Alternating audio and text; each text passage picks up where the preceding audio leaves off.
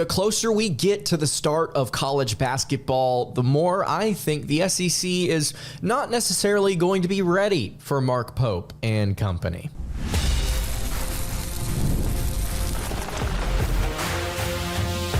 You are Locked On Kentucky, your daily podcast on the Kentucky Wildcats, part of the Locked On Podcast Network, your team every day. All right, what's going on, Big Blue Nation? Welcome on into Locked On Kentucky, your daily Kentucky Wildcats podcast. I'm your host, Lance Dawe, and on today's episode of Locked On Kentucky, we are going to be discussing Kentucky basketball, kind of resetting things with Mark Pope and company. Will the SEC be ready for the Cats later on this year? Going to have a conversation with Patton, host of Locked On College Basketball, about it. Also, just want to let you guys know, later on this week, we will be having our season kickoff preview of Kentucky versus Southern Miss. That will be coming later this week. Don't you wait. Should be out within the next 24 hours. Super excited to preview that game. A game that gave the Cats fits the last couple of times they played them, but I believe that this time around it'll be a little easier, at least hopefully. It will be. Today's episode is brought to you by Game Time. You can download the Game Time app, create an account, and use code LOCKEDONCollege for $20 off your first purchase. Terms apply. Download Game Time today. What time is it? It is game time. All right, without further ado, let's get into our conversation with Patton. Well, folks, thrilled to be joined today by Lance Dawe, the host of Locked On Kentucky. We are starting a team preview series. We're going to do a couple of these a week leading up into the start of the college basketball season. We're going to do conference previews as well. For those of you who remember, we did a preview of every single college basketball conference last offseason. We are going to do that again, as well as some team previews. We got a lot of fun stuff coming your way here in the next couple of months, as we're about 10 weeks away from the start of the hoop season. But figured a great place to start here is with Big Blue Nation and the Kentucky Wildcats, a team that just dominated the headlines all off season long, starting with the departure of Coach John Calipari over to Arkansas. They hire Mark Pope, an alumni coming over from BYU, a coach who had plenty of success with the Cougars, but hasn't translated that into a lot of NCAA tournament success. Then he goes about and literally overturns an entire roster. Everybody's gone, bunch of new faces coming in. Lance, it has been a whirlwind of an offseason for the folks in Lexington. You and I have talked a handful of times already this offseason, but now that the dust has kind of settled, I wonder if you could give us an idea of how you're feeling about the roster and kind of the preparation coming into the 24-25 season, and kind of how you feel the pulse of Big Blue Nation has changed. It's not as immediate. The immediate aftermath is kind of over with the Cal departure and the Pope hire. So how are folks feeling about this team as we're, again, about 10 weeks out from the start of the season? Yeah, I think that you can definitely say it's a complete 180 compared to the first 48 hours of the news whenever Mark Pope was hired back earlier this year. I mean, those were the questions, right? How would Mark Pope be able to recruit? Could he put together a roster? Could he keep any of the guys from the recruiting class that John Calipari had put together? And the answer to that question was just one, and Travis Perry, but I think a lot of folks really are starting to get excited about him. But it has been just a complete turnaround, I think, Andy, when looking at the way that this fan base sort of approach things. And obviously you and I were able to speak after the press conference, after things really got going with Pope, and we got to see the excitement. We got to see just how passionately this fan base takes this program, and how much they love it, and how much they care about it, and how much they are beginning to love this coach. And as this season has gone on, recruiting aside, I think this fan base has really grown to love and appreciate who Pope is just as a person. Super energetic, super passionate, and clearly understands what Kentucky basketball is about and what they want to do, which is win national championships. We're actually going to talk about a recruit later on in the show that my most recent note on him is that he has been kind of regurgitating some of the things that Pope has been saying to this fan base about winning national titles. So as far as just the person goes, Mark Pope, I think, is really starting to endure himself to a lot of Kentucky fans, myself included. And when you look at the roster, and you start to look at what Pope did so well at BYU and kind of how he approaches this game analytically, and then from a personnel standpoint, I mean, you're really starting to see a lot of positive things when it comes to the personnel that this year's team has what does Mark Pope like to do? In case nobody out there knows, he loves to run out in transition and he loves to shoot threes. There was actually an article released recently by the Lexington Herald-Leader about Kentucky's goal to shoot 35 3-pointers per game and whether or not they could actually accomplish that. And the team is going to go for it. They're going to try and shoot 35 threes a game, and they have the guys to do it across the board. They've got maybe 7 or 8 guys that are not just okay catch and shoot guys, but they're elite. In fact, Kentucky, in my opinion, got the number 1 and number 2 catch and shoot players in the country in Kobe Brea from Dayton and then Kerr Carissa from West Virginia, both in the 100th and 99th percentile of catch and shoot players from a season ago. So this team is going to go out, they're going to shoot threes, they're going to run in transition, and they're going to score. And I think the big question that we may have to ask is whether or not that's the only thing this Kentucky team needs to do, and whether or not some defense could possibly be on the table, because as you and I talked about a lot last year, Andy, it was bad. It was bad on the defensive end. So Mark Pope getting some defense for these Cats too, I think could go a very, very long way. But yeah, super, super excited as the season gets closer. Yeah, and I think, you look at the offseason, and it was easy for fans to focus on the players that Kentucky was not landing. And then when the dust settles and you're in a position where it's like, okay, there's no more roster movement, there's no more guys out there that we're going to land, the roster's set, and you start to look at the players that he did bring in. He didn't keep, the top tier players from that 2024 recruiting class, the Boogie Flans and the Billy Richmonds, but he kept a key piece in Travis Perry. He brings over a guy in Colin Chandler, who was a highly regarded prospect, who was going to join Pope at BYU. And then, maybe you don't get as many of the super high profile players in the transfer portal as I know many fans wanted. But when you look at this roster now, and we were just talking offline of trying to project this starting lineup, and there's a lot of different ways that I could see it going, that you could see it going, that Mark Pope is going to see it going. But when you kind of look at the roster, again, I think you do see a lot of skills that are skill sets that work well with Coach Pope's style. Again, the Carissa and Brea, the way that those guys shoot the rock. You have some good defenders coming in as well, who I think is going to help make this team a better defensive team than they were last year under Coach Calipari. But I just want to talk about how you're kind of projecting this lineup, whether it's a starting lineup or at least like a top 8-9 guys that you expect to play big minutes for this team, because I see quite a few players who I could see contributing to this team, and some guys who are probably going to get left out of the rotation who honestly could probably play for a lot of different teams in the country. Yeah, I think that when you look at just the raw transfer portal player ratings and such, Kentucky didn't get a ton of the top guys. But like you mentioned there, they got a ton of guys that really do fit what Pope wants to do. And so we'll start here at the top. Like you mentioned, Kerr Carissa, one of the best shooters in the country last year, but also one of the better assist men, in case you didn't know, previously at West Virginia. And then also at Arizona before that, guided a really good Wildcats team to the NCAA tournament before Arizona was upset just a few seasons ago. He is one of the most entertaining players on this team, not just even from a playing standpoint, but also from a personality standpoint. There's that one big video that went viral of him playing international ball against Luka Doncic and talking some trash. And there's also another clip of him claiming that Luka Doncic actually stole number 77 from him, and he's going to wear 77 for the Cats this year. So I love him as just a personality on this team. He's somebody that I think Kentucky desperately needs, just kind of as this program rejuvenates itself following Coach Cal, just to have a player like this on the roster.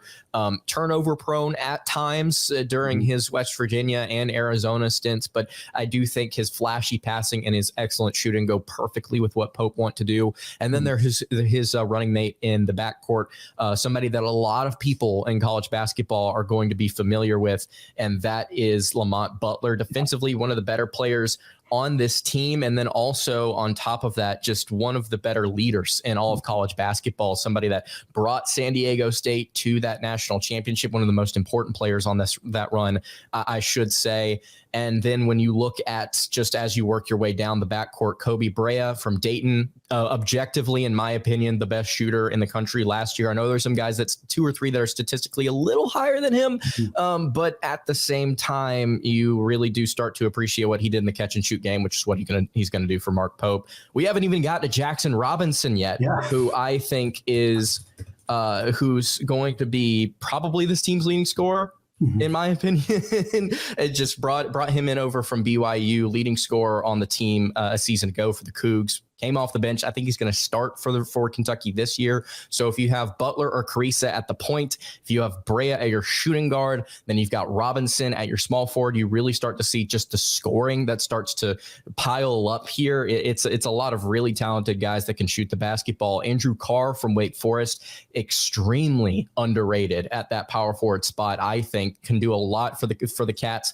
Plus defender, 37% from three, played at Delaware previously before he played with the Demon Deacons. Just a really good stretch for that can also play the five. And then at the five, you got two great options. And Amari Williams, three-time Conference Defensive Player of the Year at Drexel. And then Brandon Garrison, who was a four-star McDonald's All-American before he played his freshman year at Oklahoma State. The Pokes asked him to do a lot, and he definitely answered the call. Really, really good player that I think will pan out to be one of the better centers in the country if he's able to stick around at Kentucky. So yeah, starting five plus the depth that the Wildcats have. I mean, you essentially have a 1A and 1B at every single position, Andy, and I'm thrilled about it. Yeah, and I think that's the key is like there's not a lot of star power necessarily. Like you said, Jackson Robinson, probably the team's leading scorer, but it's not guaranteed. There's not an obvious like this is the player we got to come in and have the ball in their hands the most and do the majority of the scoring. Like Robinson's the closest to a player of that ilk, but it's not exactly a priority for Mark Pope to have like one or two leading scorer types, rather having 9 or 10 deep and having 2 deep at each position. And it feels like they really have that. And I think some people who were probably wanting to be negative about Kentucky before even seeing the whole picture have definitely been like, oh, well, they added a lot of mid-major guys and blah, blah, blah. Are these guys even going to be able to play up? And it's like, yeah, it's a less of a quality. I don't want to say it's less quality. It's more quantity, I suppose, than anything else in the sense that it had to be. You had to go bring out a bunch of different guys because you didn't have a roster when he took over the team. So to me, the fact that he was able to get as many quality players as he was at key positions, I mean, it wouldn't shock me at all if Brandon Garrison breaks out and is one of the better players in the SEC. It wouldn't shock me if the combination of Carissa and Brea are one of the most prolific scoring backcourts or shooting backcourts in the country. But I don't know exactly who's going to be the guy who does the majority of damage for this team. And that's what I think makes them kind of a fun team to root for and a bit of a frustrating team to potentially have to go up against, especially early in the season. And that's what I want to talk about now, Lance, is I want to look at this team's non-conference slate because Mark Pope, a lot of new coaches. We've seen this already with a couple of programs. When they have a new coach in or they have a coaches on the hot seat and they're scheduling cupcake after cupcake after cupcake because they want to boost their non-conference and look a little bit better going into conference play. That is not what Kentucky did. They have a bunch of really great games. They got Duke, they got Gonzaga, they got others. And we're going to talk about how they might do in that non-conference slate, as well as whether they can finish in the top 5 in the SEC. All that coming up in just a second. But first, folks, let's talk about today's sponsor, Game Time, because going to live events is the absolute best, whether it's sports, whether it's music, theater, comedy, and more. We got college sports finally coming back here as the football season gets underway. I'm looking forward to making new memories this season. And great news, when you're looking to get tickets for this year, Game Time has a new feature called Game Time Picks that makes getting tickets for your favorite live events even easier. Game Time Picks filters out the fluff to show you only incredible deals on great seats so that you don't have to waste time searching through thousands of tickets. And if we're talking Big Blue Nation, we're talking Lexington, Louisville comes to town on December 14th. Right now, you can get baseline seats for as little as $140 on Game Time, but the best deal is in section 12, right behind Kentucky's bench, $351 a piece. Definitely go check that out if you haven't yet. You can take the guesswork out of buying tickets with Game Time. Download the Game Time app, create an account, and use code LOCKEDONCollege for $20 off your first purchase. Again, create an account, redeem code LOCKEDONCollege for $20 off. Terms do apply. Download the Game Time app today. Last minute tickets, lowest prices, guaranteed. Today's episode of Locked On College Basketball is also brought to you by FanDuel. Folks, you've heard us talk a lot about FanDuel, America's #1 sportsbook. And usually this summer, we've been filling you in on getting a boost or a bonus offer from FanDuel. Well, we have something a little bit different for you now. Now through September 22nd, all FanDuel customers can bet $5 and get a 3-week free trial of NFL Sunday Ticket from YouTube and YouTube TV. Then with a YouTube TV base plan, you'll be able to watch every regular season Sunday afternoon out-of-market game. All you need is a Google account and a current form of payment, and you can cancel anytime. And look, if Lance is getting you all fired up about Kentucky and Coach Mark Pope, right now they are 3,500 odds, plus 3,500 to win the national title at FanDuel. Go throw some money down on that, and you can visit FanDuel.com/lockedon to download America's #1 sportsbook. All right, Lance, continuing our conversation here about Mark Pope and the Kentucky Wildcats. We talked a little bit about that roster, some projected starting lineups, some rotation stuff, and it'll be really fun to see how much experimentation Mark Pope and Kentucky does early in the season. And it kind of creates a situation where I think at least for me, when I project non-conference early season games, a lot of the time I'm going to lean with the team that has more continuity, that has played together longer, because we see a lot of teams kind of struggle with that early on. But I do think there is an element of, we'll use the Gonzaga game as an example. If Kentucky's prepping against Gonzaga, they can watch tape of last year's team and see 80% of those guys are still on the roster. You're watching, prepping for Kentucky this year, Mark Few's not going to watch any tape of last year's Kentucky team because it's not going to do you any good.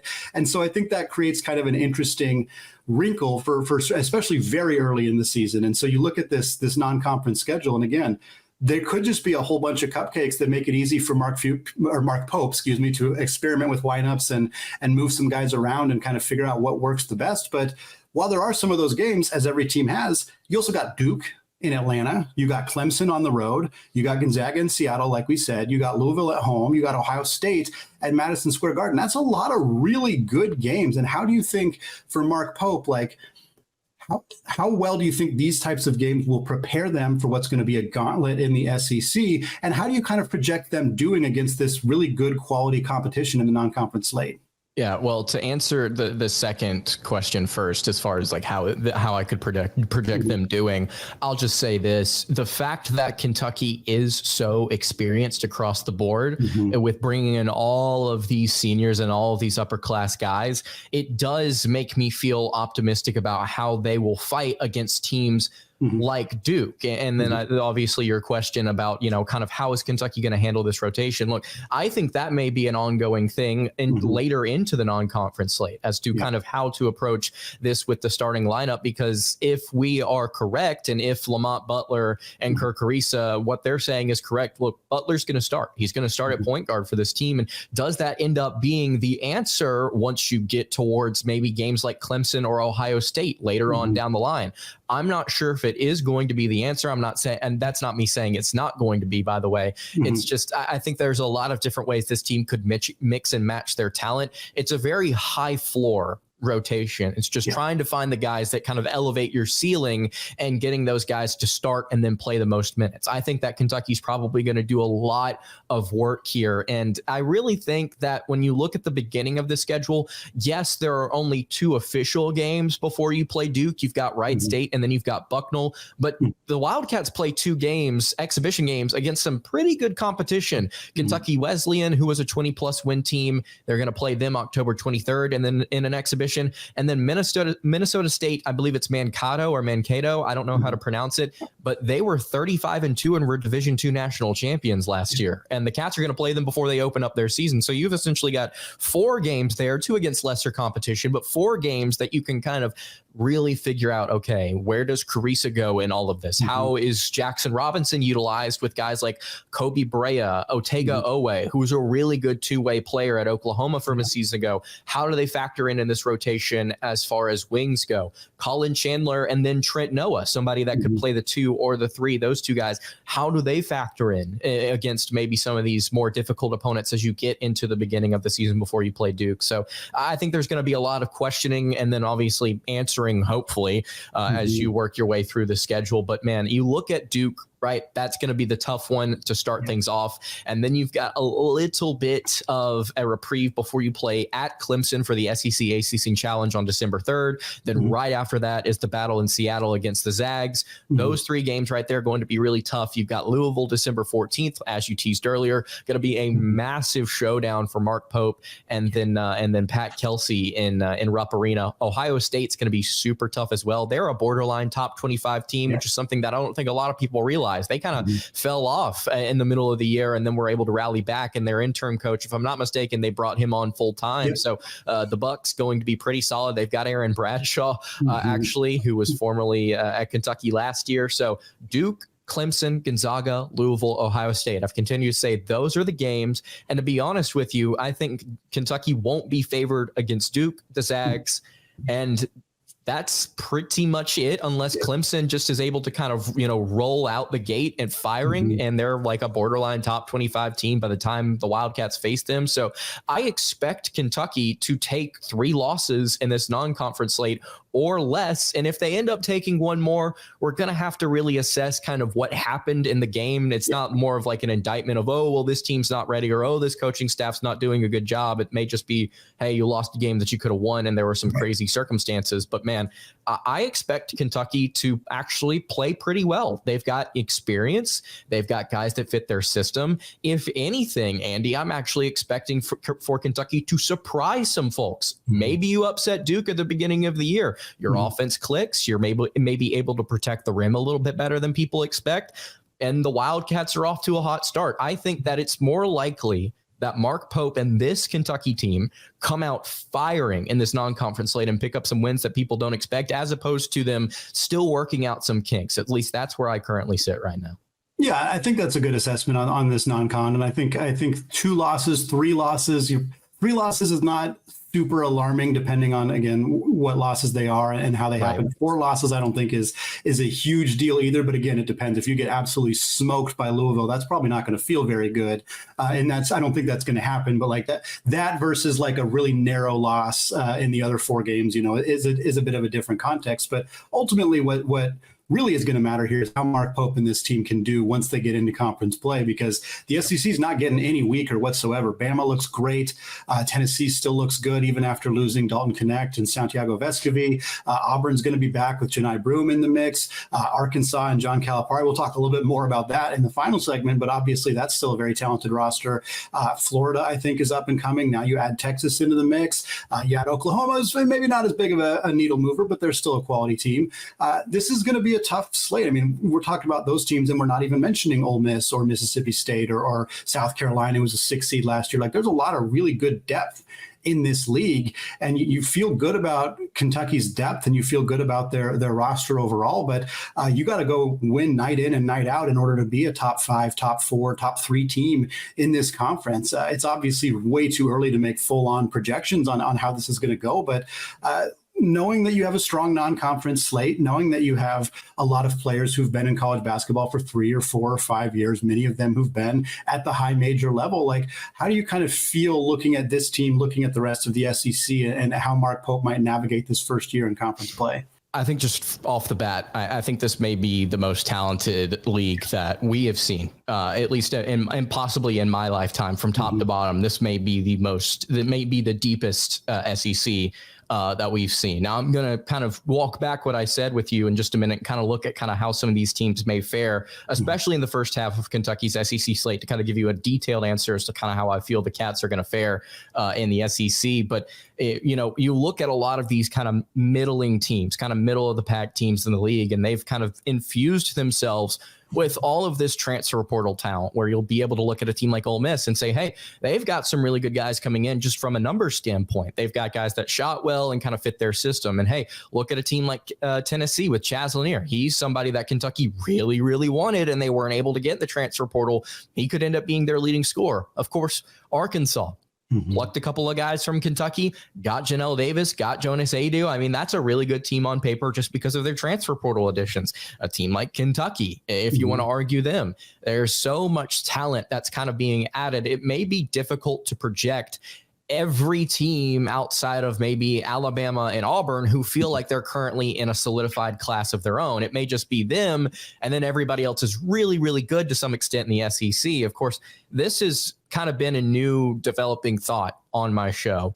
Yes, the SEC may be good, but look at how it compares to what the Wildcats want to do from a philosophical standpoint, from an X's and O's standpoint. And you kind of saw some of this last year.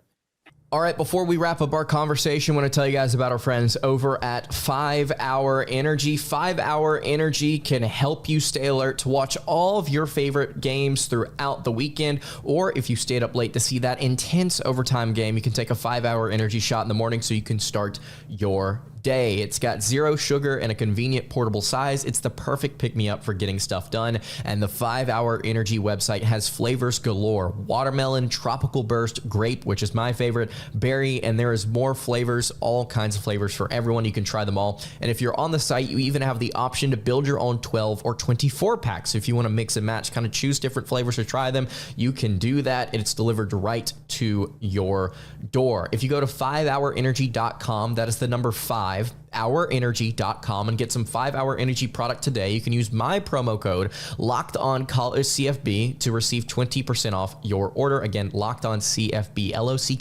LOCKEDONCFB, to receive 20% off your order. This offer is only valid through September 30th, and one order cannot be used with other promotions. The code is not good on subscription orders as well. Again, 5hourenergy.com, LOCKEDONCFB, to get 20% off your order.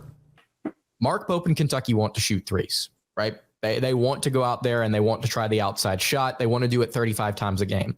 Let's say they do it 30 times per game, right? And they're shooting average from three. Now, we know they're not going to shoot average from three because of how many good three-point shooters that they've brought in. But let's just say they shoot what they shot last year, which was 35% from three. If they do that, they'll hit about 10, 11 threes per game, which is going to be a lot more than what you would expect from any average college basketball team. Point being, Andy, they play with tempo and they shoot threes, they're going to score points. Mm-hmm. And that's just shooting average, right? That's just shooting average in college basketball, and we expect them to be better than that. I think Kentucky is going to, an extent, try and do what Kentucky did last season, which is put up a bunch of points and see if you can hang with them. And if you can't hang with them, you lose by 15. And at least some of these middle of the pack SEC teams do. Now, of course, the big question is, how much better is Kentucky's defense than it was a season ago? And with all of these new guys, because there's good individual players on defense, but there's not good defense, right? Otega Owe, great defender. Lamont Butler, great defender. Amari Williams, great at Drexel. But Kirk Risa, not the best defender. You've got three freshmen that are probably going to be rotating in and playing important minutes. Guys like Travis Perry, how good are they defensively? Are guys like Ainsley Almanor, if they're able to get legitimate playing time, are they going to be defensive problems? So there's questions, but I think at the very least we can say it's not going to be it's not going to be as bad as it was a season ago. I think we're pretty confident in saying that. If you go and look at KenPom, if you look at how BYU's been on the defensive end, they've actually been pretty solid. They've been above average nationally, above 70th nationally or better every single year. Just a couple of years ago, they were top 30 defensively with Mark Pope. So I think that there's a lot of really good chance for the Cats to be defensively average this year. And if they are able to do that, then you look at the first half of this SEC slate, not a ton of strength on the on the offensive side of the ball, at least from a season ago.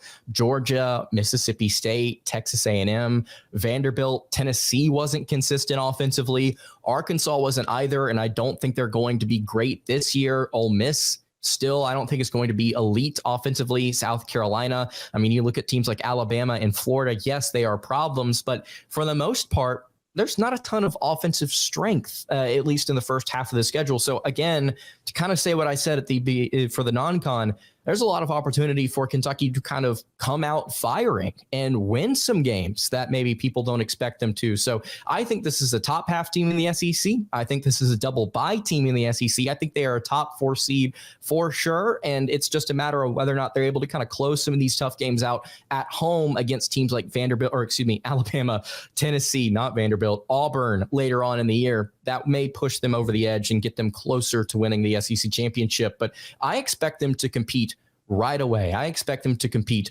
right now for an SEC title. And that's kind of what Mark Pope has been saying to this team as well. All right, that was our conversation with Andy Patton. Really appreciate him joining the show, breaking this down with us, talking about Mark Pope and the SEC. Let me know what you think in the comments below about the Kentucky Wildcats getting closer to the start of basketball season. All right, that's going to do it for today's episode of Locked On Kentucky. You can follow the show on Twitter at Locked On UK. You can follow me on Twitter at @LanceDawe_ and follow the show over on Instagram. That is at Kentucky Podcast.